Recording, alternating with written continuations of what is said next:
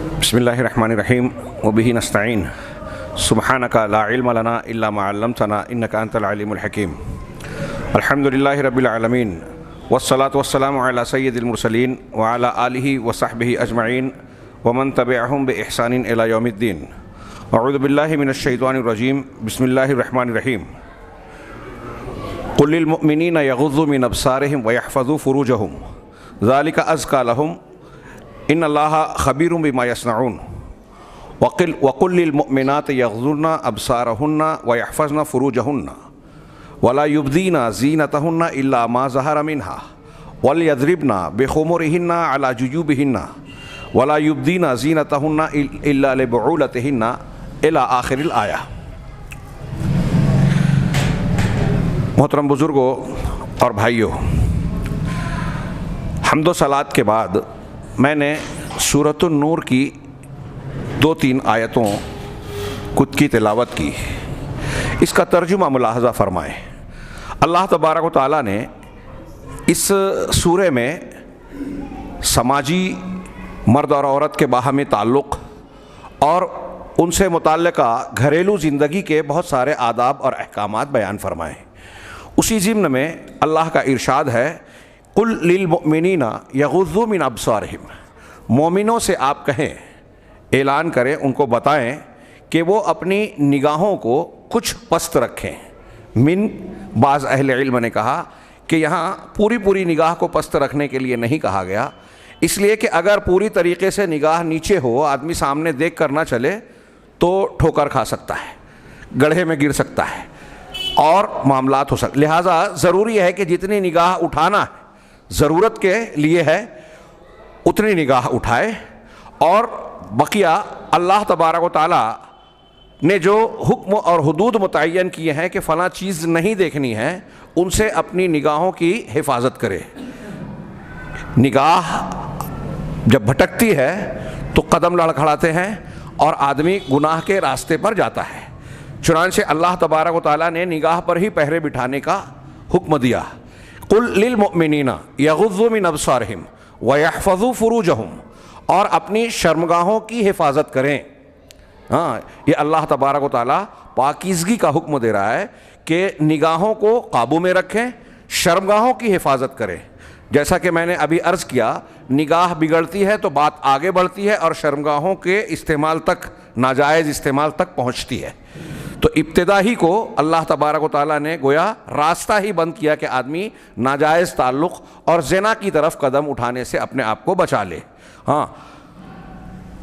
ان اللہ خبیر بما یصنعون، اللہ تعالیٰ خوب جانتا ہے جو کچھ وہ کر رہے ہیں یا جو کچھ وہ کرتے ہیں۔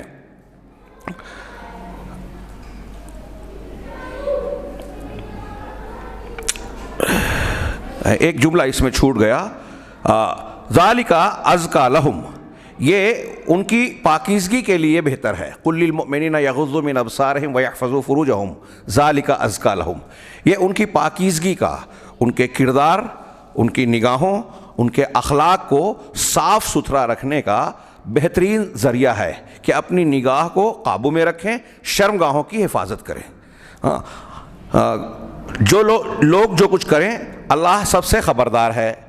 پھر آگے اللہ نے ارشاد فرمایا وَقُلْ لِلْمُؤْمِنَاتِ يَغْضُضْنَ مِنْ أَبْصَارِهِنَّ، اور مومنوں سے بھی، مومنہ عورتوں سے بھی کہیے کہ وہ اپنی نگاہوں کو پست رکھیں، نگاہوں کو نیچی رکھیں، جتنی رکھنا چاہیے۔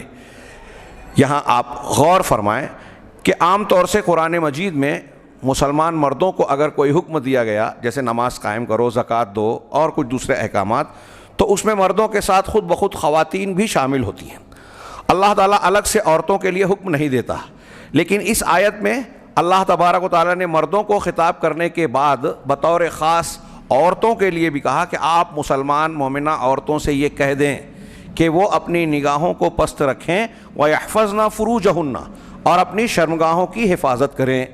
دونوں کو بطور خاص ظاہر کرنے کا مطلب یہ کہ طرفین سے معاملہ ہو سکتا ہے، اور بطور تاکید اس معاملے میں ضرورت تھی کہ جس طرح مردوں کو خطاب کیا گیا، عورتوں کو بھی ان کو بطور خاص حکم دیا جائے کہ آپ بھی اپنے آپ کو قابو میں رکھیں، نگاہوں کو کنٹرول میں رکھیں اور شرمگاہوں کی حفاظت کریں. وَلَا يُبْدِينَ زِينَتَهُنَّ إِلَّا مَا ظَهَرَ مِنْهَا، اور اپنی زینت کو ظاہر نہ کریں سوائے اس کے جو ظاہر ہے. اب یہاں ان آیتوں کی تفصیل میں کچھ احکامات ہیں کہ جہاں ضرورت ہے بغیر شہوت کے خواتین اور مردوں کی طرف نگاہ ڈال سکتی ہیں. جہاں ضرورت ہے مرد عورتوں کو جیسے علاج معالجے میں ڈاکٹر کی ضرورت پیش آتی ہے تو دیکھ سکتا ہے. ایسے حضرت عائشہ صدیقہ رضی اللہ تعالی عنہا نے حبشیوں کا جو کھیل تھا اس کو ملاحظہ کیا رسول اللہ صلی اللہ علیہ وسلم کے آڑ لگا کر موجودگی میں، اس سے یہ جواز نکلتا ہے. پھر اللہ تعالیٰ نے آگے فرمایا کہ اپنی زینت کو ظاہر نہ کریں سوائے اس کے جو ظاہر ہے، الا ما ظہر منہا، کہ کچھ زینت کی چیزیں ایسی ہیں جو بوقت ضرورت کھل جاتی ہیں. جیسے آدمی کوئی عورت لین دین کوئی چیز کر رہی ہے دکاندار سے، ڈاکٹر سے، یا گھر میں کوئی چیز بیچنے خریدنے والا سبزی فروش آیا، دودھ والا آیا، اس سے لین دین کر رہی ہے تو ہاتھ کی ہتھیلیاں آگے بڑھ گئیں، یا جس کا سامنا ہو رہا ہے اس کے سامنے آنکھ کھل گئی تو اب ہاتھ میں مہندی لگی ہے، انگوٹھی پہنی ہے، یہ بھی زینت ہے، چوڑیاں ہیں، یہ بھی زینت ہے، آنکھ میں کاجل لگا ہوا ہے، یہ بھی زینت ہے. تو یہ ایسی زینت ہے کہ بوقت ضرورت یہ کھل جاتی ہے. اللہ تبارک و تعالیٰ نے ضرورت کے پیش نظر اس کو جائز قرار دیا، لیکن صرف ضرورت کے مطابق، کہ جو زینت ظاہر ہو جائے وہ اس سے مستثنیٰ ہیں. آگے اللہ نے فرمایا وَلْيَضْرِبْنَ بِخُمُرِهِنَّ عَلَى جُيُوبِهِنَّ، اور اپنے گریبانوں پر اپنے اوڑھنیوں کے بکل مارے رہیں، اپنے دامن پر اپنی دوپٹے ڈال رکھیں. دوسری جگہ سورہ احزاب میں فرمایا کہ اپنے جلابیب کو، چادروں کو اپنے اوپر رکھیں، اپنے آپ کو چادروں سے ڈھانک رکھیں. اور پھر آگے بیان کیا کہ کن لوگوں کے لیے، عورتوں کے لیے کن لوگوں کے سامنے اپنی زینت کا ظاہر کرنا. شوہروں کے سامنے، باپ ہے، سگا بھائی ہے، اور وہ تمام رشتہ دار جو مردوں میں اس کے لیے محرم ہیں، یعنی جن سے نکاح کرنا جائز نہیں ہے، ان کے سامنے آنا، ان کے سامنے چہرہ کھولنا. اور پھر شوہر کے لیے تو بالکلیہ طور پر تمام چیزوں کا جواز ہے جو شرعی حدود میں ہے. یہ اسلامی شرعی آداب ہیں. قرآن مجید نے ان احکامات اور احادیث مبارکہ نے اس کی تفصیلات کے ذریعے سے گھر اور سماج کی زندگی کو انتہائی پاکیزہ بنانے کی تعلیم دی ہے، جس سے انسان کے اخلاق کی، کردار کی حفاظت ہوتی ہے، اس کا سماج اور خاندان محفوظ رہتا ہے، پاکیزہ ہوتا ہے. ان تعلیمات کو نہ ماننے سے یا ان کی مخالفت کرنے سے کیا کچھ بھیانک نتائج برآمد ہوتے ہیں اور ہو سکتے ہیں، اس کا بہت کھلا اور واضح نمونہ آج امریکہ، یورپ اور مغربی دنیا کے سماج پر نگاہ ڈال کر ہم دیکھ سکتے ہیں کہ وہاں عورتوں کو مردوں کے برابر پردے اور برقعے کو بوجھ قرار دے کر تحریک چلائی گئی آزادی نسواں کے نام پر. سیکولرزم، حقوق انسانی، حقوق نسواں، علمانیت، جمہوریت، اور ایسے خوبصورت نعروں کو پیش کر کے خوب اس پر بحث و گفتگو کر کے غیر عقلی باتوں کو عقلی انداز میں پیش کر کے یہ تاثر دیا گیا کہ عورتوں پر پردہ لگانا، پردے کا بوجھ ڈالنا یہ ان کے لیے قید ہے، زبردستی کی ذمہ داری ہے، اور پھر ان کو آزاد کیا گیا. نتیجہ کیا نکل رہا ہے؟ نتیجے کے طور پر ہم دیکھتے ہیں کہ خواتین وہاں ایک سامان کی طرح ہو گئی ہیں، جو خریدی بیچی جاتی ہیں، اور اس وقت تک جب تک ان کے اندر حسن و جمال ہے، کشش ہے، ان کی قیمت لگتی ہے. دکانوں میں، مقابلہ حسن کے اسٹیجوں پر، زیب و زینت کی چیزوں کو نمایاں کرنے میں، ایسی چیزوں کے اشتہارات میں بھی جن کا عورتوں سے کوئی تعلق نہیں ہے، داڑھی بنانے والے بلیٹ کے اشتہار میں بھی خواتین آ رہی ہیں. انہیں سامان بنا دیا گیا، اور پھر ان کا انتہائی خطرناک قسم کا استحصال کیا گیا. نتیجے میں کیا نکلا مجھے اس تفصیل میں نہیں جانا ہے کہ رشتوں کا احترام پامال ہو گیا. آج آپ دیکھیں گے کہ یورپ میں ایک بہت بڑی تعداد خواتین کی ایسی ہے جو ایسے لوگوں سے جسمانی اور جنسی تعلق قائم کرتی ہیں جن سے مذہبی طور سے بھی اور اخلاقی طور سے بھی. اگر غیر اسلامی دنیا کو دیکھیں, اخلاقی اعتبار سے مختلف مذاہب کے لوگ جہاں اس مرد اور عورت کے درمیان تعلق کو ناجائز مانتے ہیں, سگا بھائی ہے, باپ بیٹے ہیں, چچا اور بھتیجی ہے, ہاں, یا چچی اور بھتیجا ہے, ہاں, دیور بھاوج ہیں, اس قسم کے رشتوں کے درمیان آپ دیکھیں گے کہ یورپ میں اب اس کی تمیز نہیں رہی. خبریں آتی ہیں, رپورٹیں آتی ہیں, اور بہت سارے ایسے امور بیان کیے جاتے ہیں. فرائیڈ کا نظریہ اباحیت کہلاتا ہے. فرائیڈ ایک شخص گزرا ہے, اس کا یہ فلسفہ تھا کہ جس طرح جانوروں میں یہ ہوتا ہے کہ ان کو بھوک لگتی ہے, کھانا کھاتے ہیں, ہاں, اور نر اور مادہ ایک دوسرے کی ضرورت پیش آتی ہے تو ایک دوسرے سے مل لیتے ہیں, ایسے ہی انسانوں میں بھی آزادی ہونی چاہیے, اجازت ہونی چاہیے کہ مرد اور عورت اگر ایک دوسرے سے راضی ہیں تو یہ ساری چیزیں دیکھنا کہ یہ محرم رشتہ دار ہے, شادی کرنا ضروری ہے, یہ سب فضول بات ہے, بیکار کی پابندیاں اور بوجھ ہے. یہ اجازت ہونی چاہیے جیسے جانوروں کو ہے, یہ نیچر ہے, ہاں, کہ نر مادہ جس طرح ملتے ہیں ایسے ہی مرد اور عورت ایک دوسرے سے راضی ہیں تو ایک دوسرے سے مل لیں, ہاں, جم رہی ہے تو ٹھیک ہے, ورنہ تو نہیں اور صحیح, اور نہیں اور صحیح. آج کل ڈیٹنگ, ہاں, لیو اینڈ ریلیشن شپ والا معاملہ چل رہا ہے کہ بغیر شادی کے مرد اور عورت میاں بیوی کی طرح رہ رہے ہیں, جب تک ان کے درمیان, ہاں, تعلقات ٹھیک ٹھاک ہیں تو وہ رہ رہے ہیں. جہاں انہیں لگا کہ کبیدگی ہو رہی ہے, دونوں کے درمیان تال میل نہیں ہو رہا ہے, تو دونوں اپنے آپ علیحدہ ہو جائیں, مرد کسی اور عورت سے اور عورت کسی اور مرد سے تعلق قائم کر لیں. شادی کو بوجھ محسوس کیا, یہ کوئی تازہ بات نہیں ہے. مولانا ابوالکلام آزاد نے اپنے دور میں مضمون میں لکھا, ان کے خطبات میں بیان ہے کہ جب شادی کو بوجھ سمجھا گیا, طلاق پر پابندی لگائی گئی یورپ میں, تو طلاق بعد میں جمتی نہیں تھی, طلاق کی نوبت آتی تھی تو اس کی پابندی تھی کہ طلاق نہیں دے سکتے. تو اب ہندو مذہب میں اور مسلمان یہاں دیکھتے ہیں کہ وہاں کچن میں آگ لگتی ہے اور بہو جلتی ہے کہ طلاق نہیں دے سکتے, تو کچن کی آگ جو ہے اس کا تعاقب کرتی ہے. ہاں, ایسے ہی یورپ میں جہاں طلاق دینا مشکل ہو گیا اور جم نہیں رہی ہے تو بیویوں کو قتل کیا جانے لگا, اور وہاں ایسا ہوا کہ شادی ہی کو ٹال دیا گیا. شروع میں ایسا کیا گیا کہ ایگریمنٹ سے شادی کی جاتی, 11 مہینے کے ایگریمنٹ پر.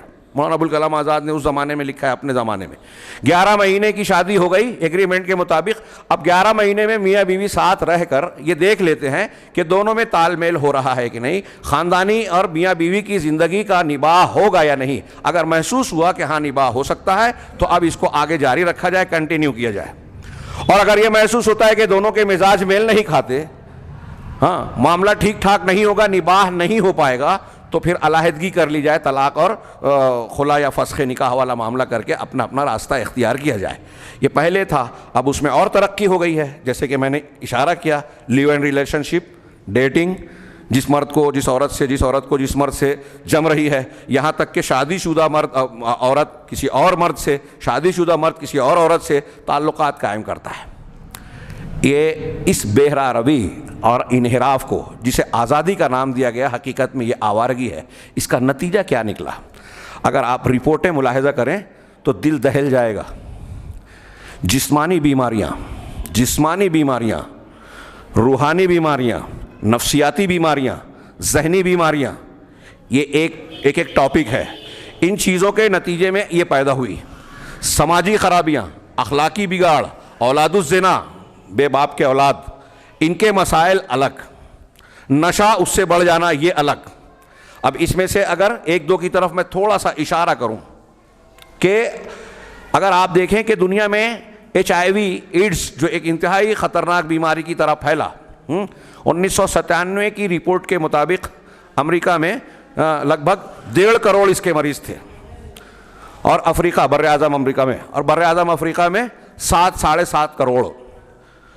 برطانیہ میں صرف 1 سال میں کہتے ہیں لگ بھگ 16 لاکھ مرد اور خواتین سوزاک اور آتشک کی بیماری سے میں مبتلا ہوتے ہیں, اور اکثر کی موت ہو جاتی ہے, اور ان میں زیادہ تعداد خواتین کی ہوتی ہے.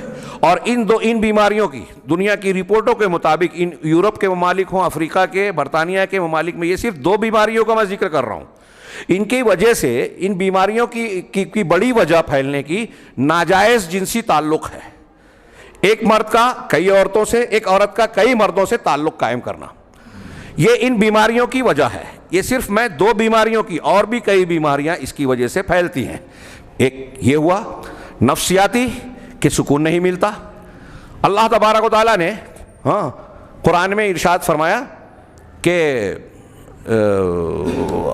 وَمِنْ آیَاتِهِ أَنْ خَلَقَ لَكُم مِّنْ أَنفُسِكُمْ أَزْوَاجًا لِتَسْكُنُوا إِلَيْهَا، اللہ کی نشانیوں میں سے یہ ہے کہ اس نے تمہارے لیے تمہاری ہی جنس کا جوڑا بنایا، مرد کے لیے عورت، عورت کے لیے مرد، مردوں کے لیے انسانوں کے لیے جانوروں میں جنوں میں جوڑا نہیں بنایا، مرد کو عورت جو انسان ہی ہے جوڑا بنایا ایک دوسرے کے لیے۔ کیوں بنایا؟ ایک مقصد بتایا، لِتَسْكُنُوا إِلَيْهَا، تاکہ تم اس کے ذریعے اس کی طرح اس کے ساتھ سکون حاصل کرو۔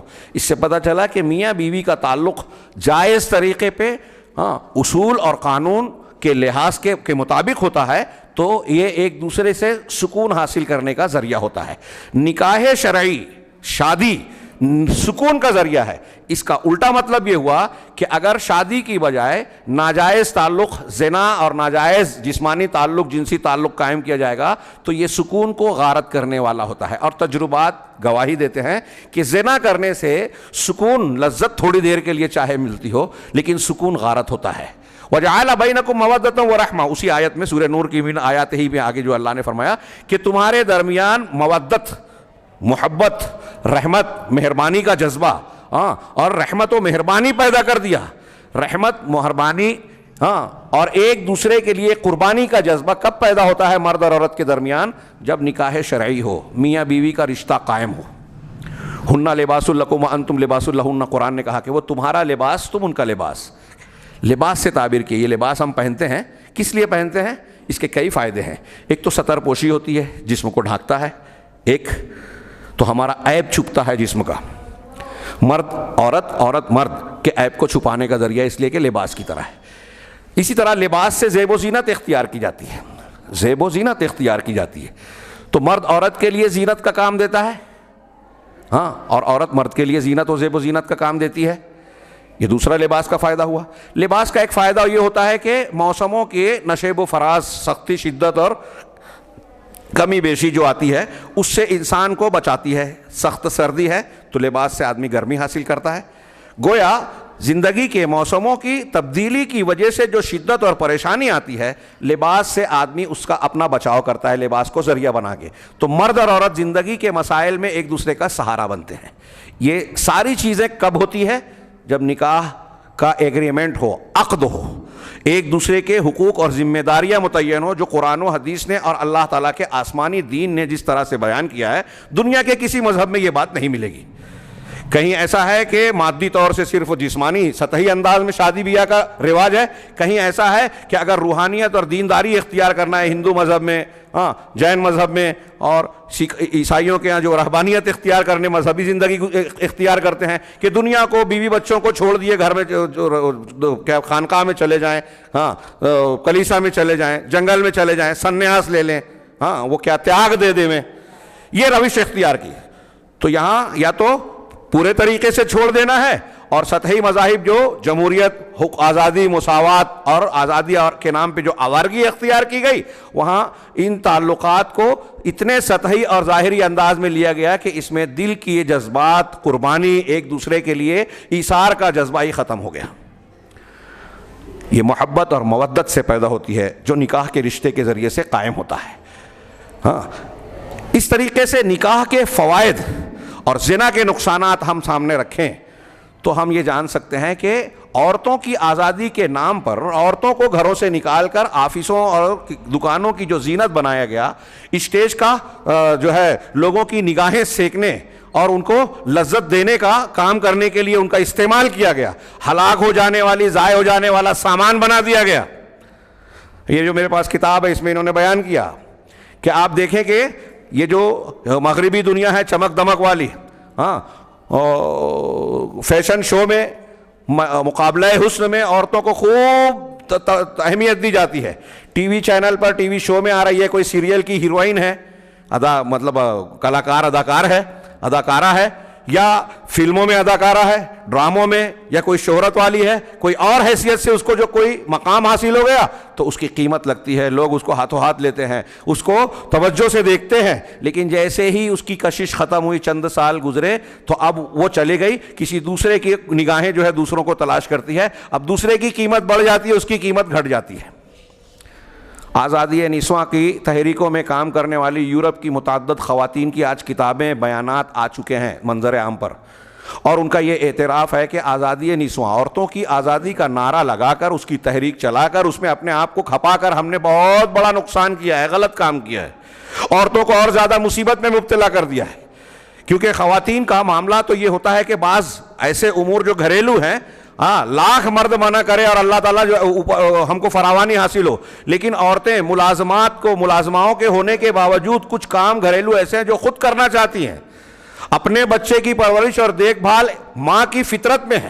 آزادی کے نام پر آیاؤں کو دے کر اپنے آپ کو جو ہے اس سے فارغ کر لینا، اگرچہ کچھ دنوں کے لیے دکھانے میں اچھا لگتا ہے، لیکن ماں کی ممتا اور اس کی فطرت تقاضا کرتی ہے کہ بچے کو تھوڑا وقت دے، اس کے لیے جو ہے اپنی ممتا اور اپنے محبت کے جذبات قربان کرے، اس کے لیے قربانیاں دے۔ یہ ساری چیزیں جب ختم ہو گئی آوارگی کے نام پر، آزادی کے نام پر جو حقیقت میں آوارگی تھی، تو خاندان ٹوٹ گئے، خاندان بکھراؤ کا شکار ہو گئے۔ گھر ایک بوجھ ہے، تنہائی کی زندگی، لڑکا لڑکی اکیلے رہیں گھر میں۔ یورپ اور امریکہ میں اسی کو ترجیح دی جاتی ہے۔ ہمارے یہاں بھی کہتے ہیں چھوٹا پریوار سکھی پریوار۔ اگر غور سے دیکھیں تو بڑا پریوار سکھی پریوار ہوتا ہے۔ جھگڑے لفڑے ہوتے ہیں، چھوٹے میں بھی ہوتے ہیں، چھوٹے کے مسائل زیادہ ہوتے ہیں۔ بڑا پریوار کا مطلب یہ نہیں کہ سب ایک ہی گھر میں رہیں، الگ الگ رہیں، خاندان بڑا ہو تو یہ برکت کا باعث ہے۔ آپ کے گھر میں جتنے بچے پیدا ہوں گے، آپ جتنی شادی کر کے آپ گھر میں خاتون لائیں گے، اتنی قسمت لاتے ہیں گھر میں۔ اللہ تعالیٰ ہر بچہ ہو یا بچی، جب روح پھونکی جاتی ہے نا ماں کے پیٹ میں، اسی وقت فرشتہ 4 چیزیں لکھتا ہے جو لوح محفوظ میں پہلے سے لکھی ہوئی ہے۔ ان 4 چیزوں میں سے ایک چیز ہے کہ وہ دنیا میں کیا کھائے گا کمائے گا، یہ اسی وقت لکھ دیتے ہیں۔ آپ کے گھر میں کوئی بچہ پیدا ہوتا ہے نا تو اپنی روزی کا، اپنی قسمت کا نوشتہ لے کر پیدا ہوتا ہے، آپ نہیں کھلاتے اس کو، ذریعہ بنتے ہیں زیادہ سے زیادہ، اللہ تعالیٰ کھلاتا ہے۔ تو یورپ میں میں عرض کر رہا تھا کہ شادی بیاہ کے بندھن کو توڑ کر یا اس کو بوجھ سمجھ کر جو آزادی کے نام پر آوارگی اختیار کی گئی، اس سے جسمانی بیماریاں میں نے تھوڑی سی مثال دی۔ پھر خاندان کا بکھراؤ، اخلاقی گراوٹ، اس کے نتائج کہاں کہاں تک گئے۔ ابھی ہمارے یہاں میں نے اس تناظر میں یہ موضوع چھیڑا کہ ہمارے یہاں حجاب پر بحث ہو رہی ہے۔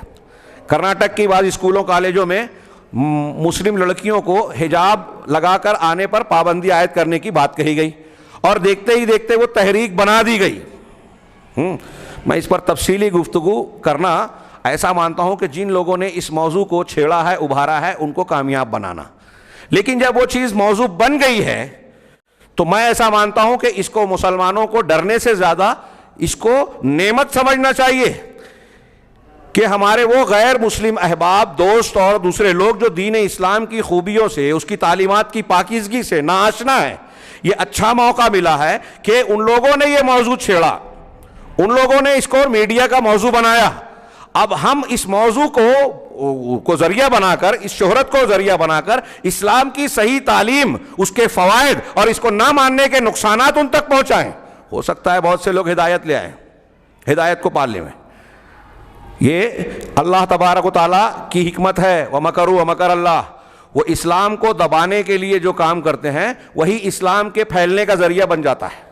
تو اس تناظر میں نے یہ گفتگو چھیڑی ہے۔ تو میں ان سے کہنا چاہتا ہوں جو ابھی حجاب کی بات کر رہے ہیں، سیکولرزم کا، لامذہبیت اور لادینیت کا حوالہ دے کر، کہ کیا یورپ کے سیکولرزم کو وہ مانیں گے جہاں مذہب کو گھر سے نکال دیا گیا، انفرادی معاملہ قرار دے دیا گیا، اور یہ کہا گیا کہ یہ حکومت میں کوئی مذہب نہیں رہے گا، انسان کے سماجی زندگی میں بھی نہیں رہے گا، قانونی اعتبار سے بھی نہیں رہے گا، اس کے اپنی مرضی ہے، جہاں مانے۔ اب اس معاملے کی بنیاد پر وہاں جو چیزیں عام ہوتی گئی، آوارگی بڑھتی گئی، اس میں ایک ہلکا سا ایک نمونہ یہ بھی ہے کہ اگر کوئی لڑکا اور لڑکی، مرد اور عورت بالغ ہیں اور ایک دوسرے کو چاہتے ہیں تو وہ سرے راہ ایک دوسرے سے حق کر سکتے ہیں، گلے مل سکتے ہیں، بوس و کنار کر سکتے ہیں۔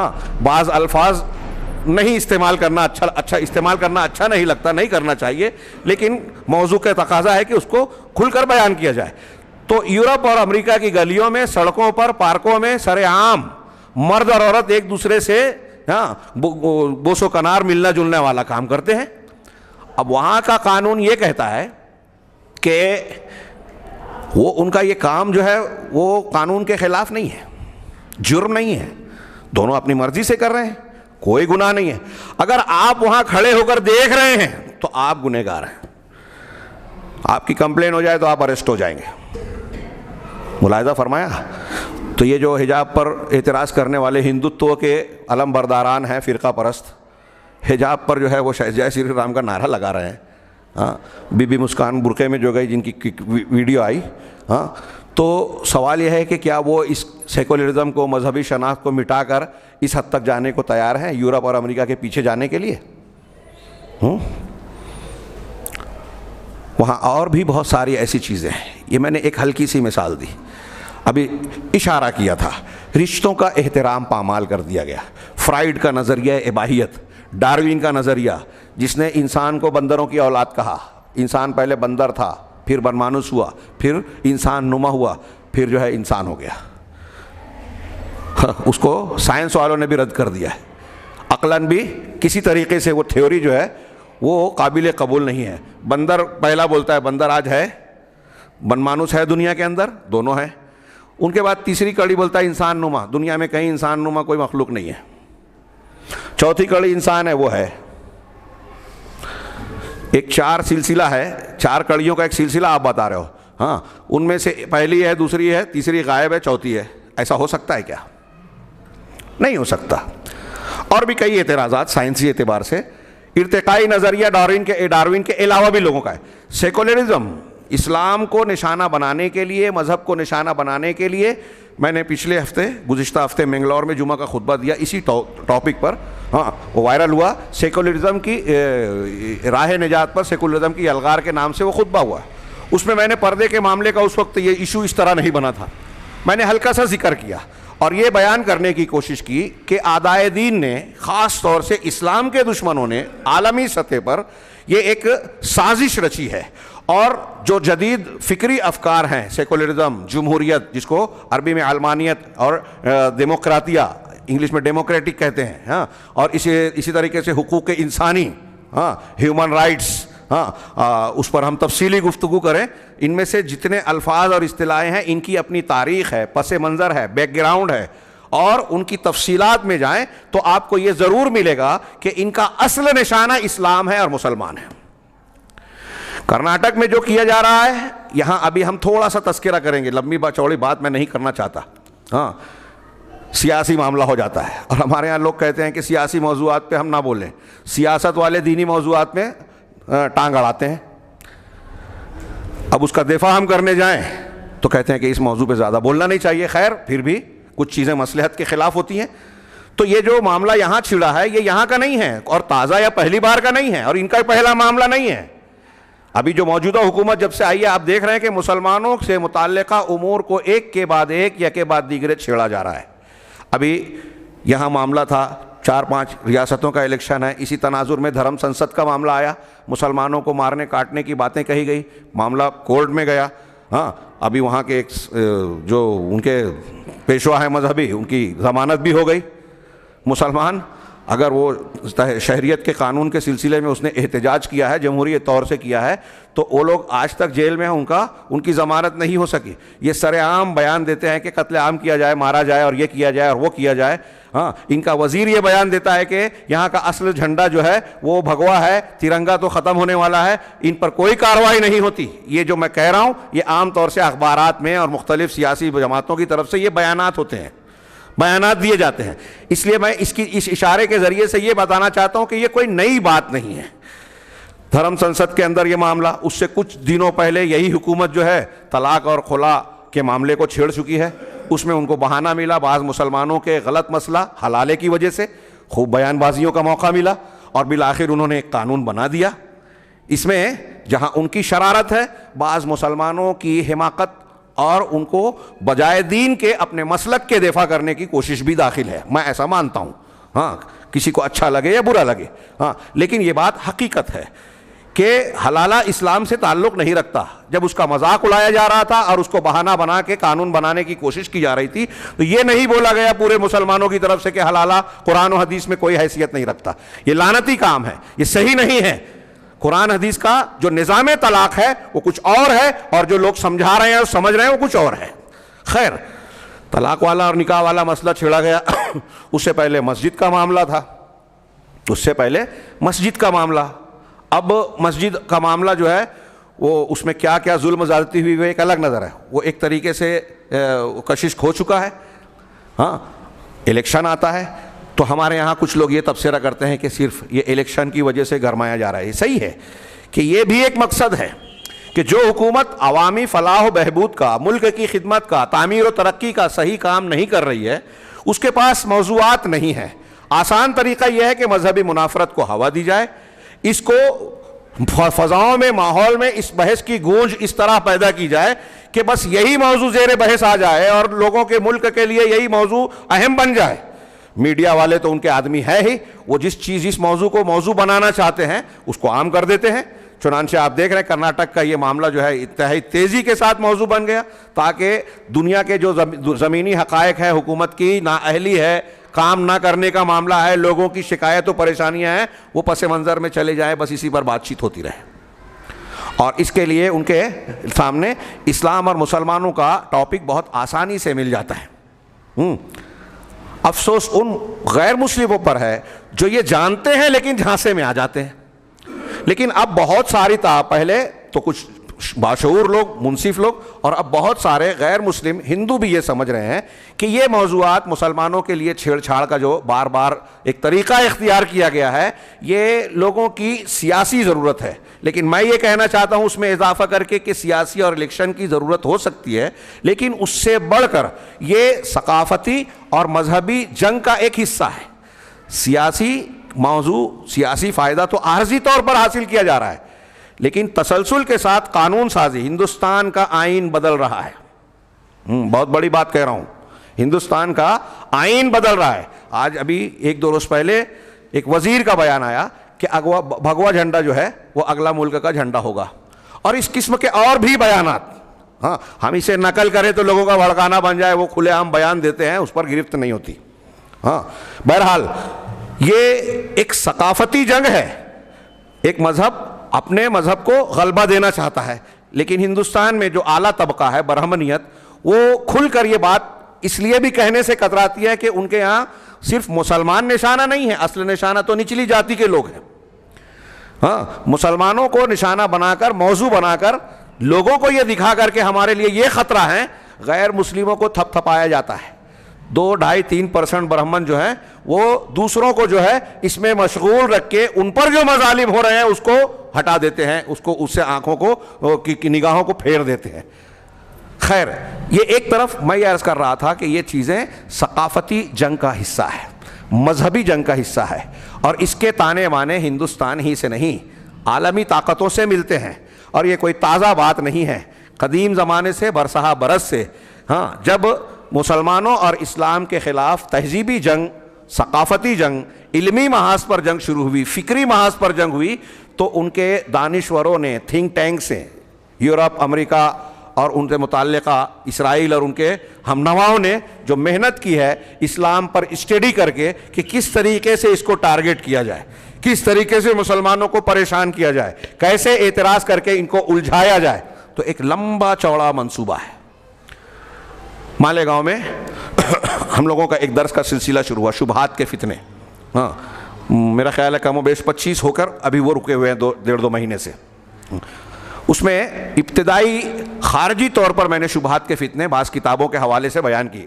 وَلَوْ شَاءَ رَبُّكَ مَا فَعَلُوهُ میری یہاں میرے ساتھ موجود ہے، میں ساتھ لے آیا تھا بعض حوالوں کے لیے، لیکن شاید اس کا موقع نہ ملے۔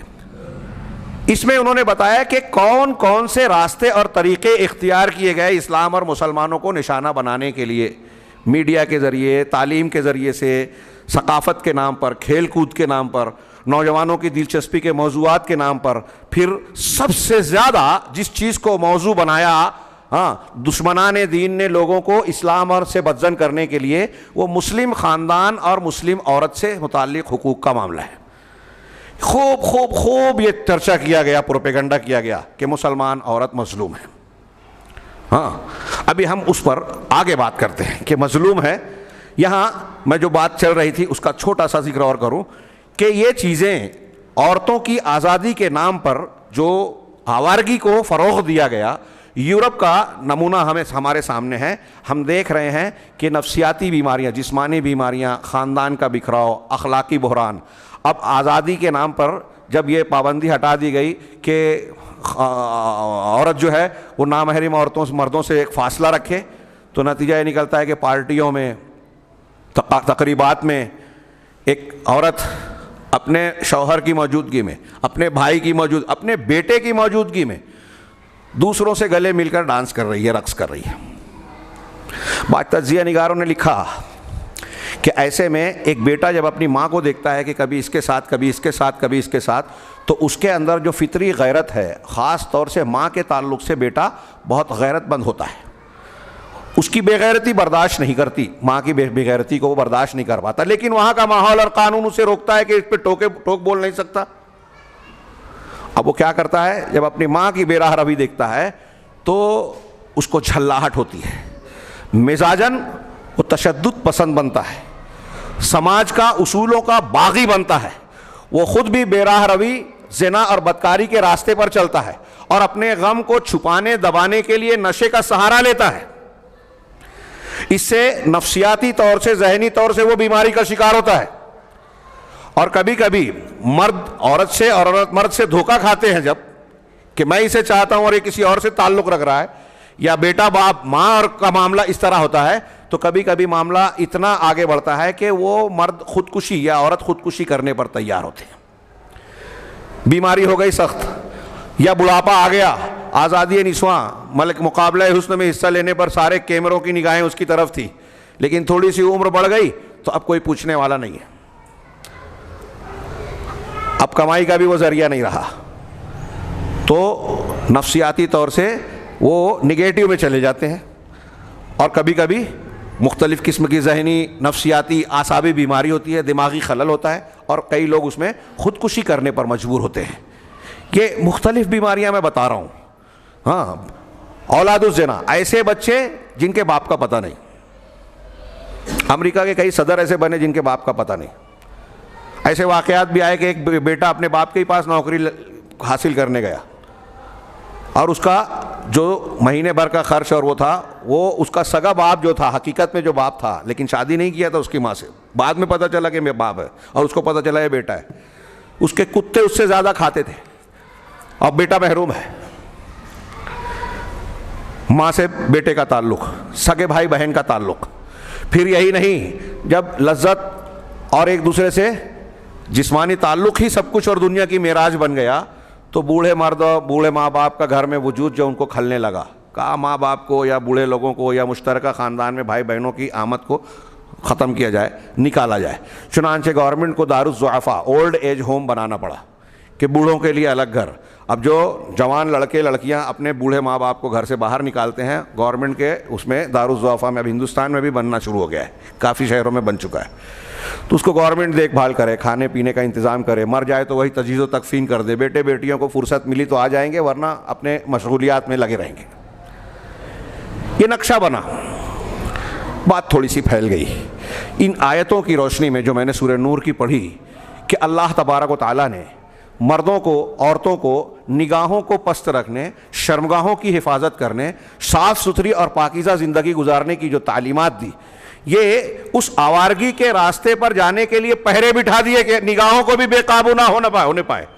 وقت ہوتا تو میں اور روایتیں پیش کرتا، جیسے اللہ کے رسول کا بخاری مسلم کا وہ فرمان، یا معاشر الشباب من استطاع منکم الباء فلیتزوج، جو شادی کی طاقت رکھتا ہے نوجوانوں کی جماعت تو شادی کر لے. فإنه أغض للبصر وأحسن للفرج، اس لیے کہ یہ نگاہوں کو پست رکھنے اور شرمگاہوں کی حفاظت کرنے کا بہترین ذریعہ ہے. ومن لم يستطع فعليه بالصوم، جو اس کی طاقت نہیں رکھتا تو وہ روزہ رکھے. فإنه له وجاء، اس لیے کہ وہ کسر شہوت کا طریقہ ذریعہ ہے، محفوظ ذریعہ ہے. روزہ رکھے آدمی تو اپنے آپ پر کنٹرول رہتا ہے اور مردانہ قوت متاثر بھی نہیں ہوتی. آج کل جو دوائیں اور چیزیں اختیار کرتے ہیں اپنی شہوت کو توڑنے کے لیے، اس سے نقصان ہوتی ہے، قوت مردانہ پر اثر پڑتا ہے. خیر، یہ میں عرض کر رہا تھا کہ اسلام نے پاکیزگی کی زندگی بیان کی تعلیم دی، اور اسی کا ایک حصہ ہے کہ اس نے پردے کا حکم دیا، عورتوں کو چھپانے کی چیز بیان کیا. اب ہمارے یہاں جیسا کہ میں نے عرض کیا، میں اصل موضوع پر انہیں جو کچھ بیان ہو چکا، یہ باور کرایا جاتا ہے عالمی سطح پر بھی، اور اب ہندوستان میں بھی اس موضوع کو اب منظر پر لایا گیا، پہلے نمبر پر لایا گیا۔ طلاق نکاح والا قانون بن گیا، ہاں، بابری مسجد ٹوٹ گئی، اس کے مندر کے حق میں کورٹ سے فیصلہ کروا لیا گیا، سودے بازی کروا لی گئی، ہاں، اور پھر مختلف قوانین بنتے جا رہے ہیں، ہاں، ہندوتوا کی ثقافتی جنگ کو آگے بڑھایا جا رہا ہے۔ اب موضوع بنایا گیا ہے پردے کو، اور جیسا کہ آپ اور ہم جانتے ہیں کہ کرناٹک سے یہ معاملہ شروع ہوا، ہاں، مدھیہ پردیش کے ایک وزیر کا بیان ہے کہ یہاں بھی ہم اسکولوں کالجوں میں اس پر پابندی لگانے والے ہیں۔ کس بات پر؟ کہ جو ہے یہاں لڑکیوں کو برقعے میں، اس میں کاغذ ہوگا، لڑکیوں کو برقعے میں نہ آنے دیا جائے۔ کیوں نہیں؟ یہ پابندی کس لیے لگائی جا رہی ہے؟ ان کا جواز یہ ہے، غور کرنے کی بات ہے، ان کا جواز جانے دیجئے، ان کا استدلال یہ ہے کہ برقع لگا کر خواتین اگر کالج اسکول میں آتی ہیں تو اس سے مذہبی شناخت ہوتی ہے۔ بڑی غور سے سنیے، قابل توجہ بات ہے، اس سے مذہبی شناخت ہوتی ہے، یعنی پہچان ہوتی ہے، اور یہ سیکولرزم کے روح کے خلاف ہے۔ اگر ہم باریکی میں جائیں تو ایک ایک پہلو پر کئی نقطوں سے غور ہو سکتا ہے۔ یہ جو لوگ یہ کہہ رہے ہیں کہ ہندوستان کا جو قانون ہے سیکولر، لادین، یعنی کسی مذہبی شناخت کو قبول نہیں کرتا، وہ دوسری طرف یہ دعویٰ کرتے ہیں کہ سیکولر کو ہم نہیں مانتے، ہندوتو لانا ہے۔ پہلی بات تو یہ، اب یہاں ان کو ضرورت ہے تو یہ اس کا حوالہ دے رہے ہیں، چلیے ٹھیک ہے، تھوڑی دیر کے لیے مان لیں۔ ہمارا سوال اس سوال پر یہ ہے، ان کا جو اعتراض اور استدلال ہے کہ اس سے مذہبی شناخت ہوتی ہے، کہ اگر ایک مسلمان لڑکی برقعے میں اسکول، کالج یا سرکاری ادارے میں کہیں جاتی ہے تو آپ کو ہندوستان کے ملک کے آئین کے ڈھانچے پر ضرب لگتی ہے، سیکولرزم کے خلاف نظر آتا ہے۔ یعنی آپ کہنا یہ چاہتے ہیں کہ برقعے کے ذریعے سے جو مذہبی شناخت ہوتی ہے وہ سیکولر ڈھانچے کے قانون کی روح کے خلاف ہے۔ کیسے؟ وہی قانون تمام ہندوستانیوں کو یہ حق دیتا ہے کہ اپنے مذہب میں آزاد ہیں، مذہبی آزادی، ہاں، آزادی رائے اور دوسری آزادیاں، مساوات کا حق۔ اب اگر مذہبی آزادی ہے تو یہ قرآن کی آیتیں میں نے پڑھی کہ قرآن ہمیں کہتا ہے کہ عورتیں اپنے اوپر دوپٹے، اپنے اوپر چادریں ڈال کے اپنی زیب و زینت کو چھپائیں، نامحرم مردوں کے سامنے اسے ظاہر نہ کریں۔ تو اب قرآن کا یہ حکم ہے تو ہمارے لیے یہ ضروری ہوا کہ نہیں ہوا؟ اور مومن مرد اور عورت کے وما کان لمؤمن ولا مؤمنۃ اذا قضى الله ورسوله امرا ان يكون لهم الخيرۃ من امرهم، کسی مومن مرد اور عورت کے لیے جب اللہ اور اس کے رسول کا فیصلہ ہو جائے تو ان کے لیے اپنی جانب سے کوئی اختیار پاور رہ ہی نہیں جاتا، اللہ اور اس کے رسول کے سامنے جھکنا ہے، ان کی بات ماننا ہے۔ تو ہم تو مانیں گے اللہ کی بات، یہ ہمارا دین ہے، ہاں، اللہ کا حکم ہے۔ لہذا مذہبی آزادی کی جو بنیاد موجود ہے دستور میں، کیا برقع پہننے سے اس کی خلاف ورزی نہیں ہوتی؟ اور اگر آپ یہ کہتے ہیں کہ نہیں وہ چیز الگ ہے اور اس سے ٹکراؤ ہو رہا ہے بنیادی ڈھانچے سے، تو اب ہمارا ایک اور سوال ہے کہ چلو ٹھیک ہے، تھوڑی دیر کے لیے اگر ایسا مانتے ہیں کہ برقعے سے آپ کا یہ معاملہ ہو رہا ہے، تو ایک ہندو مرد یا ہندو عورت کشکا لگاتے، ٹیکا لگاتے ہیں، اس سے ہندو دھرم کی پہچان ہوتی ہے۔ شادی شدہ عورتیں جو ہے وہ سندور لگاتی ہیں، ہاں،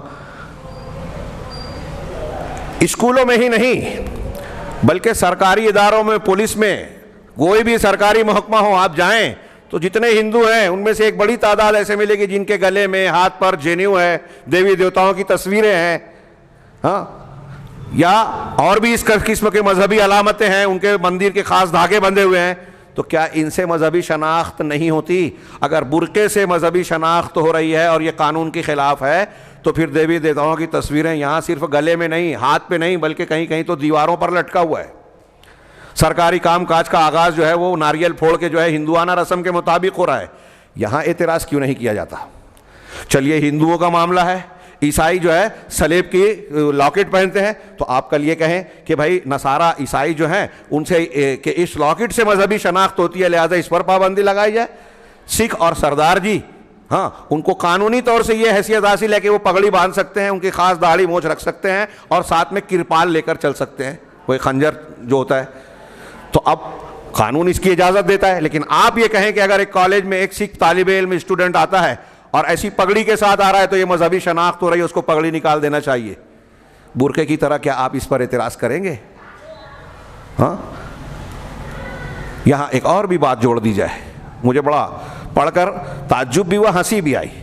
بی جے پی کا ایک وہ ممبر پارلیمنٹ ہے یا وزیر ہے یا کوئی بھی تھا, کل پرسوں کے اخبار میں بیان تھا, کوئی وزیر تھا, اس نے بیان دیا کہ برقع پہن کے آنے والی بچیاں جو کالجوں اسکولوں میں نقاب لگا کر آتی ہیں اس سے اسلام کی تبلیغ ہوتی ہے, اس سے اسلام کی تبلیغ ہوتی ہے. میں نے کہا یہ جس نے بیان دیا ہے اس کو سمجھا بھی نہیں, یا پھر سمجھا ہے تو ہمارے لیے فائدہ مند ہے, آپ ہمارے لیے خوشخبری کی بات ہے. تبلیغ ہو رہی ہے مطلب کیا کہ دوسرے لوگ اسلام کی طرف راغب ہوں. اس کا مطلب آپ یہ مان رہے ہو کہ مسلمان یا عورتوں کا برقع پہننا, حجاب لگانا, ہاں یہ فائدہ مند ہے, اچھی چیز ہے, فطرت اس کو قبول کرتی ہے. کیونکہ عورتیں جب دیکھیں گی کہ یہ مسلمان لڑکی جو ہے نقاب لگا کر آ رہی ہے, حجاب پہن کر آ رہی ہے, تو اس کی طرف راغب ہوگی کہ ہمیں بھی پہننا چاہیے. اور یہ بات صحیح ہے کہ یہ فطرت میں ہے. تمل ناڈو کی ایک بہت بڑی مصنفہ ابھی کچھ دن پہلے جس کا انتقال ہوا, بعد میں اسلام قبول کیا, انہوں نے اسلام قبول کرنے کے بعد اپنے انٹرویو میں کہا تھا کہ جب میں ہندو تھی, غیر مسلم تھی, اس وقت بھی مجھے مسلمانوں کی کچھ چیزیں, خاص طور سے مسلمان عورتوں کا پردہ کرنا بہت پسند تھا. یہ دیکھیے فطرت بول رہی ہے, فطرت بول رہی ہے کہ پردہ پسند تھا. تو اب یہ منسٹر صاحب کہہ رہے ہیں کہ تبلیغ, اس سے تبلیغ ہوتی ہے, تو گویا آپ خود قبول کر رہے ہیں کہ یہ خوبی ہے تبھی تو تبلیغ ہو رہی ہے. تبلیغ آدمی کس کا اثر قبول کرے گا؟ جو اچھی چیز ہوگی. میں آپ کو ایک بات کہوں گا کہ یہ کام کرو, میں آپ کو آ کے ترغیب دوں گا کہ چوری, چلو ہم چوری کرتے ہیں, آپ اس پہ راضی ہو جائیں گے, خوش ہو جائیں گے, بڑا اچھا کام بول رہے ہیں. چوری کرنے کی میں تبلیغ نہیں کروں گا, اچھائی کی تبلیغ کروں گا نا. تو منسٹر صاحب کہہ رہے ہیں کہ اس سے تبلیغ ہوتی ہے, شناخت ہوتی ہے. دوسرے نمبر پر ہم یہ کہیں گے کہ یہ جو لوگ حجاب پر اعتراض کر رہے ہیں, پابندی لگا رہے ہیں, وہ اسلام سے, اسلامی تعلیمات سے خوف زدہ ہیں, ڈرتے ہیں, ڈرپوک ہیں, ڈر ہے ان کو. کبھی کوئی مسلمان یہ اعتراض نہیں کرتا کہ بھگوا رنگ کا کپڑا پہن کر فلاں جگہ آیا, وہ کشکا اور ٹیکا لگا کر آیا, وہ سلیب کے لاکٹ پہن کر عیسائی آیا, یا وہ فلاں. لیکن مسلمان اگر کوئی چیز اختیار کرتا ہے تو غیر مسلموں کو اعتراض ہوتا ہے. اس کا مطلب یہ کہ ڈر ان کو ہے, ہم کو نہیں ہے. ان کو یہ ڈر ہے کہ اسلام سچا دین ہے, اس کی تعلیمات فطری ہیں, وہ دل کو چھوتی ہیں. اسلام, لوگ اس کو دیکھیں گے تو اس کی طرف جائیں گے.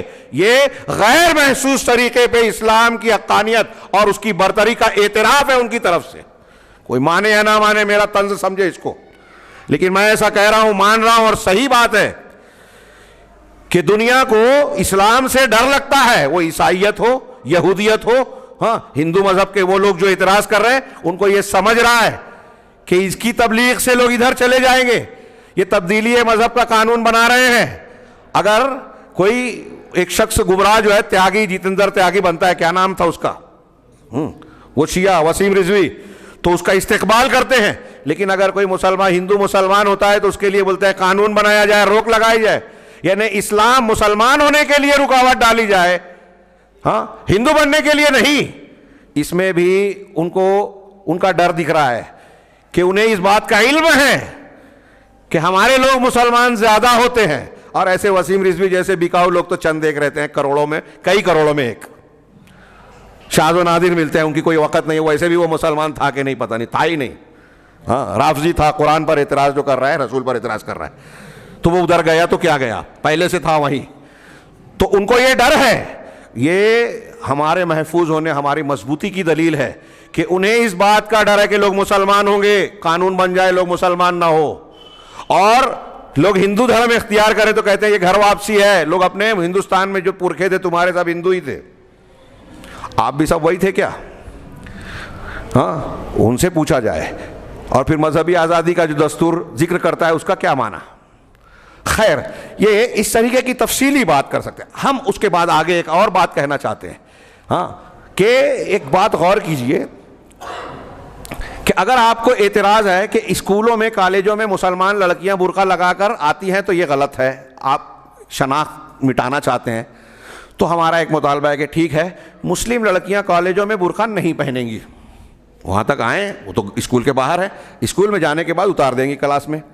شرط ہماری یہ ہے کہ آپ سرکاری طور پر یہ انتظام کرو کہ لڑکوں کی کلاسیں الگ، لڑکیوں کی کلاسیں الگ، یا ان کا کالج الگ، ان کا اسکول الگ، دونوں کے اسکول کالج الگ الگ کر دیں۔ ارے بھائی آپ آج اسلام کے حجاب پر اعتراض کر رہے ہو، ہندو مذہب کے یہاں بھی گھونگھٹ اور پردہ کرنے کا تصور موجود ہے۔ آج بھی ہندو دھرم کے بعض علاقوں میں، بعض سماج میں عورتیں گھونگھٹ نکالتی ہیں، دوسروں کے سامنے چہرہ نہیں کھولتی، تو کیا آپ اس کو بھی کہیں گے سیکولرزم کے خلاف ہے؟ ہاں، کیا آزادی کا، مساوات کا یہ مطلب ہے کہ مرد آزاد ہے تو جو کپڑا ہم پہنے وہ بھی اتار دیں؟ ننگے دھڑنگ رہے اور ایک آدمی بولے کہ میں ننگا ہوں، آزادی ہے، چلے گا؟ ہاں، مذہبی شناخت، اب آپ کوئی بھی کپڑا پہنتے ہو تو کہیں بھی مذہبی شناخت، یہ مذہبی شناخت ہے تو کپڑا ہی اتار دیں تاکہ کوئی شناخت نہ رہے، ہاں، چیل کوے اور جانوروں کی طرح بے لباس رہے، قدرتی لباس۔ تو میرا سوال یہ ہے، کہنا یہ ہے کہ مخلوط تعلیم ختم کیجئے۔ مخلوط تعلیم، مسلمانوں کو تو اس پر لڑنا چاہیے تھا پہلے، اب ہم تنازل اختیار، چلو اب یہ چلا گیا، بابری مسجد چلیے خاموش، فلاں ہو گیا خاموش، فلاں ہو گیا خاموش ہے، ٹھیک ہے، ان لوگوں کو بتایا جائے۔ سکھوں نے اجازت لی کرپال کے لیے قانوناً کہ یہ ان کے مذہبی تعلیم کے مطابق ہر سکھ کے پاس کرپال کا ہونا ضروری ہے، چاقو کا ہونا۔ تو ایسے ان چیزوں سے متعلق ہم نے کیوں نہیں کوشش کی؟ ہمارے رہنما قائدین اس پر غور کریں، اور میں آخر میں یہ بات ایک تجویز کے طور پر پیش کرنے والا ہوں۔ تو میرا سوال یہ ہے کہ مخلوط تعلیم کو ختم کیا جائے۔ اب اگر مخلوط تعلیم کو ختم کرنے کا ہم مطالبہ کرتے ہیں، مجبوری ہے کہ بچیوں کو تعلیم دلانی ہے، ڈاکٹر، انجینئر، فلاں فلاں فلاں سب جگہ ضرورت ہے، تو اب ان کو جب یہاں تعلیم دلانے جاتے ہیں تو ہماری مجبوری ہے کہ مخلوط تعلیم ہے۔ اب مخلوط ہے تو برقع پہننا ضروری ہے، اور اگر آپ چاہتے ہیں کہ برقع نہ پہنے تو آپ مخلوط تعلیم ختم کیجئے۔ اس میں کون سی مساوات اور سیکولرزم ہے؟ اگر آپ یہاں یہ کہتے ہیں کہ نہیں مخلوط تعلیم کرنا ضروری ہے، اب دوسرا سوال وہ جواب جو دیں گے یورپ امریکہ سے مل کر یہاں کے لوگوں تک کہ مخلوط تعلیم میں مرد اور عورتوں کی برابری ہے، مساوات ہے، یہ ایک تحریک چلتی ہے، تو میں یہ کہوں گا، جواب ہم دیں گے کہ آپ بھی نہیں مانتے کہ مرد اور عورت برابر ہیں۔ اسلام، یہاں جو میرے پاس ایک جملہ ہے اس اعتراض کے جواب میں کہ اسلام نے مردوں اور عورتوں کو ان چیزوں میں برابر کا حق دیا ہے جن میں برابری ہے بحیثیت انسان اور بحیثیت حق کے، اور ان چیزوں میں تفریق اور علیحدگی کی ہے جن میں تفریق کرنا لازمی ہے، ضروری ہے، فطری تقاضا ہے، تخلیقی فرق ہے، اور یہ فرق دنیا بھی کرنے پر مجبور ہے۔ جو لوگ یورپ امریکہ سے لے کے یہاں تک جو مساوات کی بات کرتے ہیں، آپ سوال کا جواب دیں کہ آپ اگر مرد اور عورت کو ہر جگہ برابر مانتے ہو تو کیا ہر جگہ برابری دیتے ہو؟ بھائی ٹرینوں میں لیڈیز ڈبہ الگ سے کیوں رہتا ہے؟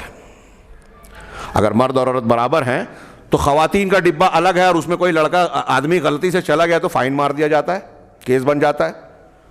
لیڈیز ٹرینیں بن گئیں، بسوں میں اور مختلف جگہوں پہ لیڈیز کی نشستیں الگ ہیں۔ کیوں الگ ہیں؟ جب برابر ہیں تو یہ امتیاز کیوں؟ مرد اور عورت دنیا کے کسی بھی مذہب میں اور ملک میں چلے جائیے، مرد اور عورت کے لباس میں فرق ہے۔ کہیں کہیں برابری کے نام پر ہم یہ دیکھتے ہیں کہ کچھ عورتیں مردوں کا لباس پہن لیتی ہیں۔ یورپ امریکہ اور ماڈرن تہذیب میں جو ہے بعض لڑکیاں پینٹ شرٹ پہن لیتی ہیں کہ برابر ہیں، لیکن یہ نہیں دیکھتے ہم کہ ان کے مرد جو ہیں، ہاں، ٹرمپ یا دوسرے لوگ جو ہے وہ اسکرٹ پہن لے ہوئے لڑکیوں کا۔ ہاں، مرد اور عورت برابر ہیں یہ بتانے کے لیے بعض جگہوں پہ عورتیں مردوں کا لباس پہن لیتی ہیں، لیکن کبھی کبھی آپ ایسا بھی کیجئے کہ مرد جو ہے عورتوں کا لباس پہن لے ہوئے۔ ہاں، یہ جو ساڑی اور لہنگا وغیرہ پہنتے ہیں یہ ہمارے فرقہ پرست ہے جو دونوں برابری دکھانے کے لیے کبھی کبھی یہ بھی پہنا کرے کہ مرد اور عورت برابر ہے۔ تو کیا یہ آپ مانتے ہیں؟ آپ نہیں مانتے۔ لباس الگ ہے، پہچان الگ ہے، نہیں پہنتے، اس کا مطلب آپ فرق مانتے ہیں۔ پھر بولتے ہیں کہ چلو مرد اور عورت برابر ہیں، آفسوں میں ان کو نوکری دی جائے، فنا دیا جائے۔ ابھی ریزرویشن کی لڑائی چل رہی ہے، پارلیمنٹ میں ریزرویشن دینا پڑ رہا ہے، دینے کو تیار نہیں ہے۔ دوسرے یہ کہ آپ دیکھیں کہ آفیسز میں اونچی اونچی نوکریوں میں سیکریٹری شپ کی جگہ جہاں لڑکیوں کا استحصال ہو سکتا ہے وہاں تو لڑکیوں کو نوکری دی جاتی ہے۔ جو محنت کا معاملہ ہے، ڈرائیور کتنی لڑکیاں ہوتی ہیں، S T driver, bus driver, حمال، جو مشقت کے طاقت کے کام ہے وہاں عورتیں کتنی ہوتی ہیں۔ کھیل کود میں ان کا دروازہ کھول دیا گیا کہ عورتیں جو ہیں صرف کھوکھو نہیں بلکہ کرکٹ بھی کھیل سکتی ہیں, ہاکی بھی کھیل سکتی ہیں, ہاں, اور جو ہے کبڈی بھی کھیل سکتی ہیں. چلو ٹھیک ہے, کھیلنے لگی.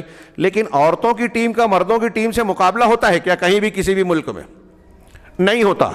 یہ ساری چیزیں بتاتی ہے کہ یہ لوگ بھی اس بات کو ماننے کے لیے مجبور ہیں کہ مردوں اور خواتین میں فرق ہے. ہاں, بات کافی طویل ہو گئی, میں 20-25 منٹ صرف کہنے والا تھا, طویل ہو گئی.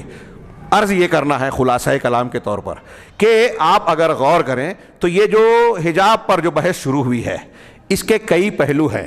یہ کثیر المقاصد ہے, صرف سیاسی پہلو نہیں ہے, صرف ووٹ لینا نہیں ہے, صرف دوسرے موضوعات سے لوگوں کا دھیان بھٹکانا مقصود نہیں ہے, اسلام اور مسلمانوں کو نشانہ بنانا بھی مقصود ہے. اور اس کے کئی پہلو ابھی باقی ہیں, ابھی یہ سلسلہ چلتا رہے گا. یہ موضوع اگر طاقت, اور میں ابھی کہہ رہا تھا کہ یہ موضوع ایسا نہیں ہے مندر مسجد جیسا. ہندوؤں میں, غیر مسلموں میں بھی بہت سارے لوگ ہیں جو پردے کو برا نہیں سمجھتے, اچھا مانتے ہیں, اور با پردہ خواتین کو عزت کی نگاہ سے دیکھتے ہیں. وہ اس بات کو, جیسا کہ میں نے ابھی ایک دو حوالہ دیا, لہٰذا اس میں وہ کشش نہیں ہے, بلکہ اس موضوع سے کچھ لوگوں کو, بہت سارے ہندوؤں کو اب یہ بات سمجھ میں آ رہی ہے کہ یہ جو موجودہ حکومت ہے یا ان کے مخصوص لوگ ہیں یہ اپنے مقاصد کو حاصل کرنے کے لیے بار بار مسلمانوں کو چھیڑتے ہیں, اسلام پر اعتراض کرتے ہیں, بیجا اعتراضات کرتے ہیں. یہ سمجھتا سب کو ہے, کہیں نہ کہیں یہ الگ بات ہے, اور کچھ لوگ جرأت مند ہیں, کہتے بھی ہیں, اور یہ چیز آگے آنا ہی ہے. اور میں یہ عرض کرنا چاہتا ہوں کہ یہ ہمارے لیے, اگر ہم مثبت انداز میں سوچیں, صحیح انداز میں رد عمل کا مظاہرہ کریں, منظم طریقے سے اسلام کے متعلق اگر ہم لوگ مخلص ہو جائیں نا مسلمان. اصل میں مسئلہ یہ ہے کہ جب کوئی مسئلہ سر اٹھاتا ہے تو ہم تھوڑے سے فکر مند ہوتے ہیں, تو وہ دکھاتے ہیں, فکر مندی کا مظاہرہ کرتے ہیں. آج کل تھوڑا اور زیادہ ہے سوشل میڈیا پر, اور اس پر کچھ الٹا سیدھا جواب دے دیا, ایک آدھ تصویر بنا دی. ابھی میں نے دیکھا کہ ایک برقعے والی جو ہے لڑکی کی تصویر ہے, اور اوپر جو ہے ایک چاکلیٹ ہے جس میں جو پلاسٹک میں لپٹا ہوا ہے, اور دوسرے میں جو ہے ننگی ایک کھلی ہوئی لڑکی ہے اور کھلا ہوا چاکلیٹ ہے, لالی پاپ. تو مطلب یہ کہ وہ غیر محفوظ ہے اور یہ محفوظ ہے. تو اتنے سے کام نہیں چلے گا, اور یہ کر کے آپ نے اپنی ذمہ داری ادا کر دی نہیں, بلکہ ان حالات کا گہرائی سے جائزہ لیجئے, ان کے مقاصد پر غور کیجئے, یہ دیکھیے کہ اس کے تانے بانے کہاں تک جڑے ہوئے ہیں. میں نے جیسا کہ عرض کیا کہ دین, مذہب اور اسلام کے خلاف سیکولرزم, ہاں, پھر اس سے جڑی ہوئی چیزیں, جمہوریت, حقوق انسانی, انسانیت, ہاں, کاش کے وقت ہوتا, ہاں, یہ الگ الگ مذاہب اور افکار ہیں. علماء, عالمگیریت, یہ ایک دوسرے سے الگ ہیں, ان کے پس منظر اور تاریخ ہے, لیکن اگر آپ گہرائی میں جائیں تو سب ایک دوسرے سے کنیکٹڈ ہیں, اور سب کا نشانہ دین ہے, اور بطور خاص اسلام ان کا نشانہ ہے, مسلمان ان کا نشانہ ہے. یہ اسلام اور مسلمان کے سچا دین ہونے کی ایک بہت بڑی دلیل ہے. میں اکثر کہا کرتا ہوں کہ دنیا میں اسلام اور مسلمانوں کے خلاف جتنی کوششیں ہو رہی ہیں, سازشیں ہو رہی ہیں, پیسہ خرچ کیا جاتا ہے, افراد ٹرینڈ کیے جاتے ہیں, مستشرقین کی ایک پوری جماعت بنی, قرآن حدیث کی تعلیم حاصل کی, عربی زبان سیکھا, اسلامی علوم سیکھا, قرآن حدیث پر اعتراضات کیے, کتابیں لکھی, میڈیا پر اسلام کے خلاف جو ہے ہزاروں ویب سائٹ, ہزاروں اور سینکڑوں ٹی وی چینل چل رہے ہیں, بہت سارے اخبارات لکھے ہیں, روز کتاب چھپ رہی ہے, روز, مبالغہ نہیں کر رہا ہوں, کروڑ ڈالر خرچ ہو رہے ہیں اسلام مسلمانوں کے خلاف. پھر بھی اسلام بڑھ رہا ہے, زندہ ہے, ترقی کر رہا ہے. یہ کوئی معمولی بات نہیں ہے. صرف اس ایک بات پہ اگر دنیا غور کرے تو معلوم ہو جائے گا کہ یہ دین حق ہے.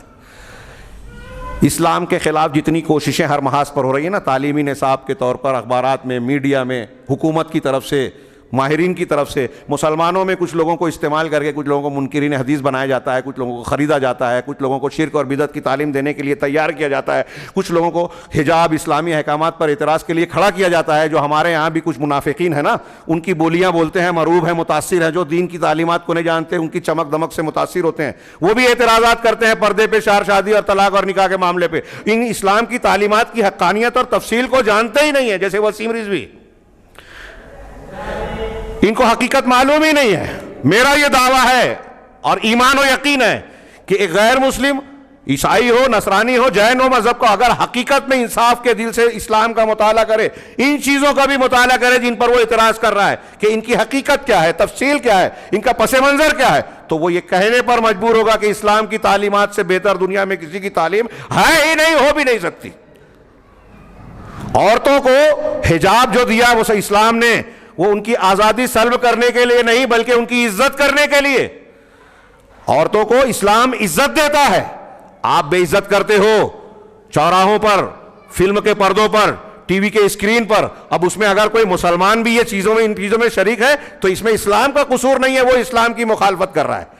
تو یہاں جو میں نے بتایا کچھ چیزیں, ایک بات کو صرف جو کتاب سامنے ہے اس میں 3-4 صفحہ پیش کرنا تھا, لیکن وہ سب چھوڑ کر ایک بات, صرف ایک پوائنٹ پیش کرتا ہوں کہ عورتوں کی آزادی اور حقوق انسانی کا جو نعرہ لگایا جاتا ہے, حقوق انسانی کا نعرہ, اس میں تاریخ دی ہے کہ کب سے یورپ اور دنیا کو پتہ چلا اسلام نے 1400 سال پہلے جو حقوق متعین کیے تھے اس سے بہتر جامع کچھ نہیں ہے. اور یورپ کو چند صدیوں پہلے تھوڑا تذکرہ ہوا, پھر اس میں ترقی ہوتے ہوتے 1948 میں ہیومن رائٹس منشور جو ہے وہ اقوام متحدہ کی طرف سے شائع ہوا. پھر اس کا پس منظر کیا ہے اور کیا کیا تفصیلات ہے وہ اپنی بیان کی. اس میں جو شبہات اور اعتراضات کیے جاتے ہیں اس میں ایک یہ کیا جاتا ہے کہ عورتوں کو ان کے حقوق حاصل کرنے کے لیے ضروری ہے کہ وہ دین کی قید اور پابندیوں سے اور سماجی پابندیوں اور جکڑ بندیوں سے ان کو آزاد کیا جائے اور ان کو مردوں کے برابری کا حق دیا جائے. اگر ہم چاہتے ہیں کہ ہر حقدار کو اس کا حق ملے تو اس کا مختصر جواب انہوں نے کئی پوائنٹس میں دیا, 3-4-5-6 پوائنٹس میں.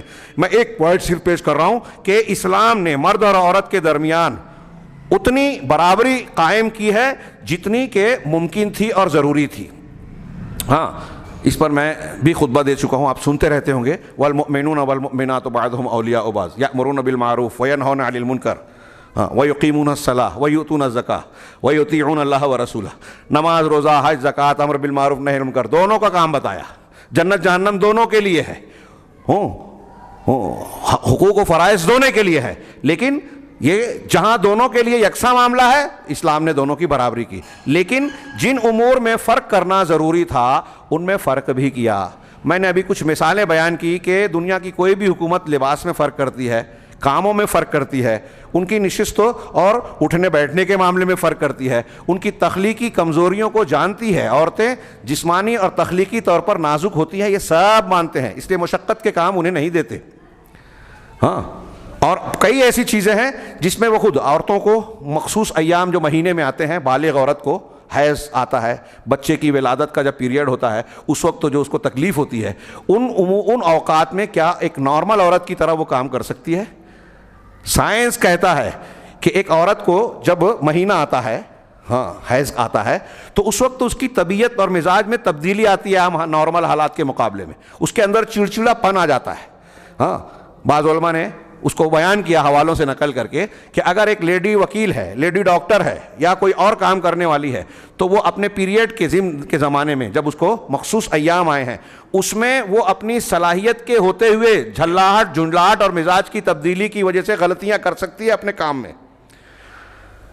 لیڈی سرجن آپریشن میں غلطی کر سکتی ہے ایام حیض میں, اس کے مزاج میں تبدیلی ہوتی ہے. تو یہ تخلیقی فرق ہے, لہذا اسلام نے ان چیزوں کا لحاظ رکھا ہے, اور اللہ تعالیٰ پیدا کرنے والا ہے, اس سے زیادہ صحیح لحاظ کون رکھ سکتا ہے. چنانچہ دونوں کے درمیان خلقت میں, انسانی جنس کے اعتبار سے دونوں کی عزت دینے میں مرد ہو یا عورت اسلام نے برابر کا مقام دیا. اسی طرح زندگی, امن و امان اور شریعت کے جو احکامات ہیں اس کا مکلف بنانے میں, ذمہ داریوں میں, اہلیت میں اور بدلے میں کہ جنت میں اور جہنم میں جیسے یہ جائیں گے ویسے وہ جائیں گے, ہر معاملے میں اسلام نے مرد اور عورت کو ایک جیسا رکھا ہے. اسی طرح سے آزادی فکر میں, تعبیر بیان میں, عمل میں, تعلیم و تربیت میں, بلکہ کہیں کہیں تو عورتوں کا درجہ مردوں سے زیادہ ہے. اب کہیں اگر کم ہے تو کہیں زیادہ بھی تو ہے. اللہ کے رسول صلی اللہ علیہ وسلم سے ایک صحابی نے پوچھا میرے حسن سلوک کا سب سے زیادہ حقدار کون ہے؟ کہا تیری ماں. کہا پھر تیری ماں, پھر تیری ماں, پھر تیرے باپ. 3 مرتبہ ماں کو کہا, 4تھی مرتبہ. آج تک کوئی مرد یہ اعتراض نہیں کرتا کہ ارے اللہ کے رسول صلی اللہ علیہ وسلم نے ماں کو باپ سے زیادہ کیوں مقام دے دیا؟ گھر کا قوام مرد ہی ہوگا.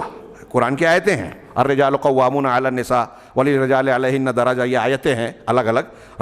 وہ سامنے رکھی جائے, یہ اسی بنیاد پر ان کے تخلیقی اور صلاحیت کے, طبعی صلاحیت کے فرق کی وجہ سے.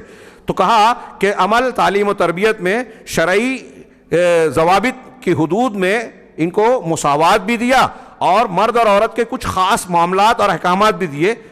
لیکن کچھ مقامات دوسرے ہیں جہاں ان دونوں کے درمیان کچھ فرق کیا گیا. جیسے لیکن ان میں کسی پر ظلم نہیں ہے, نہ دونوں میں سے کسی ایک پر نہ دونوں پر ظلم نہیں ہے. جیسے وراثت میں کمی بیشی 1 روپیہ 8 آنا 1 اور آدھا. اب یہاں لوگ اعتراض کرتے ہیں کہ عورت کو کم مرد کو زیادہ. اس کے جوابات کتابوں میں بہت تفصیل سے ہے. میں صرف ایک جملہ کہوں کہ عورتوں کو 6 جگہ سے وراثت ملتی ہے. خرچ کرنے کی ذمہ دار عورت کہیں نہیں ہے.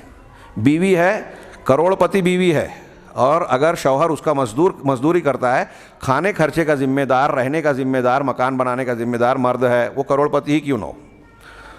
خرچے کی ذمہ داری اس کی نہیں ہے, بچے کی ضروریات کی ذمہ داری عورت کی نہیں ہے. ہاں, مخصوص حالات میں الگ بات ہوگی. ہاں, تو وراثت میں فرق ہے. ہاں, پھر شہادت گواہی میں یہ اس کی فطری کمزوری کہ وہ بھولتی ہے. ہاں, حجاب کے معاملہ عورتوں پر رکھا گیا. ہاں, اسی طریقے سے نفقہ, عورتوں کے نفقے کا ذمہ دار مرد کو بنایا گیا, مرد کا ذمہ دار عورت کو نہیں بنایا گیا. ہاں, اسی طریقے سے عورت کو اجازت دی گئی کہ 1 سے زیادہ شادی کر سکتا ہے. اس میں فائدے ہیں, بہت سے مسائل کا حل ہے. جو لوگ اس پر اعتراض کرتے ہیں وہ ناجائز تعلقات پر اعتراض نہیں کرتے, قہبہ خانے اور جسم فروشی کے اڈے قائم کرتے ہیں, بیوہ مطلقاؤں کے لیے حل نہیں بتاتے, ان کو بے راہ روی کا راستے پر چھوڑ دیتے ہیں. ہاں, اسی طرح عورت کے بجائے مرد کو قوام بنایا.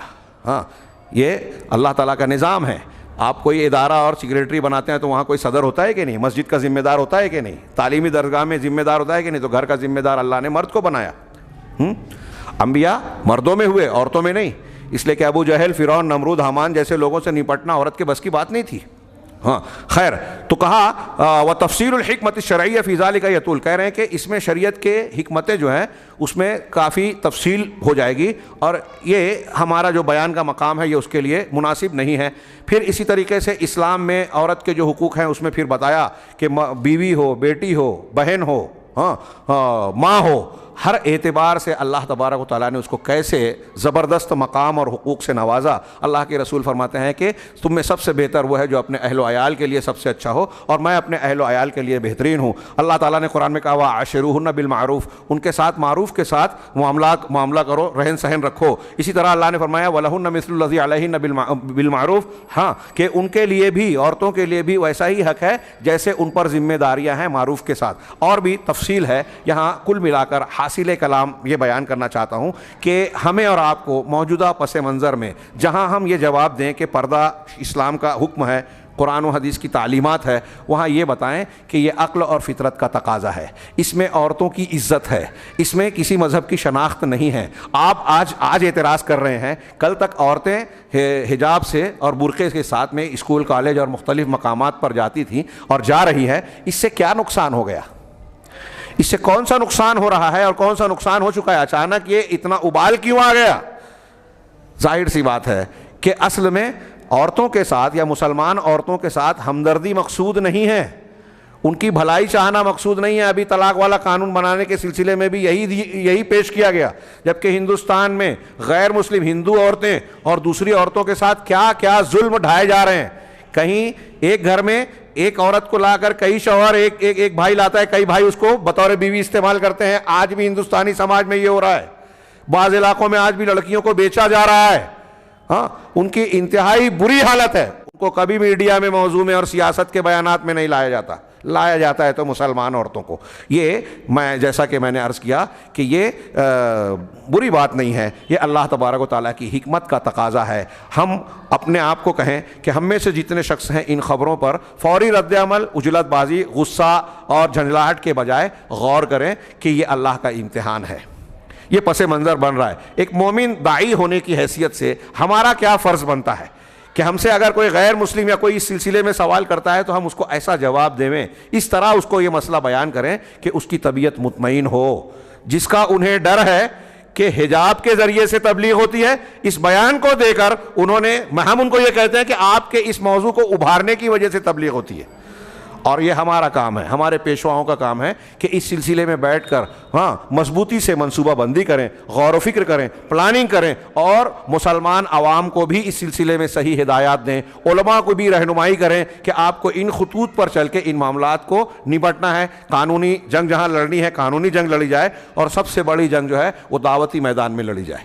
اللہ تعالیٰ سے دعا ہے کہ وہ ہمیں دین کا سچا سپاہی بنائے, اور موجودہ حالات میں جو بھی امتحانات ہمارے سامنے درپیش ہو رہے ہیں آزمائش کے جو پہلو سامنے آ رہے ہیں، اس میں اللہ تعالی ہمیں توفیق دے کہ ہماری طاقت اور علم کے مطابق ہم جو کچھ کر سکتے ہیں ہم اس کو انجام دیں اور دین کے حق کو ادا کرنے والوں میں شامل ہوں۔